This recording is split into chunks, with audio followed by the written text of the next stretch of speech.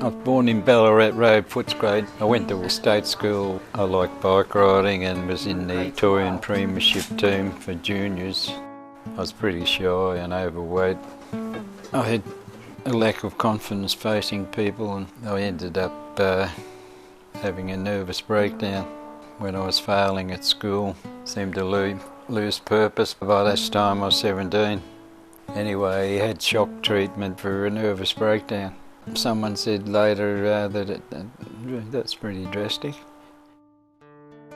Time marches on, I got back into bike riding. I won the 100 kilometres club championship, so I was number one for Victoria. When the Olympic trials were on the day of the race, I tried a new tactic. I just missed out by 2 inches to get in the Olympic Games, so I turned professional. A world champion from Italy, I beat him. Sid Patterson, he'd won 3 world titles and I beat him by 3 lengths. That's the story how I was able to win people that held 4 world titles. About 4 or 5 years later I got married. I just paid off my house and didn't compete anymore. I became a design draftsman, was in that for 12 or 13 years, had this nice house and everything. Next thing, my wife became Citizen of the Year for Altona, and then she wanted a divorce. The house was sold and I lost my money and I was about 60. I was able to learn singing over the other side of town. I wanted to make everyone happy and sing Australian songs. I thought a platypus costume would be good. So this lollipop lady made me one and sort of went off along from there. If you've just joined in, this is Peter the Platypus, and he's giving us a great show and he's teaching us all about platypuses and the environment. Ask the nurses to see if you're allowed to come down. Started a children's act to educate and entertain children. What's this one? We can't be careless and catch them in nets. We must respect each other and, as you say, the environment. I used to do acrobats, like dive like a platypus or a somersault. Goodness me, what's the fuss? I'm just a duck-billed platypus. I was able to sing at birthday parties and festivals. I led with the Sydney 2000 Olympic sign at the head of all these nations in the city square in Melbourne. That was quite an accomplishment. Thank you.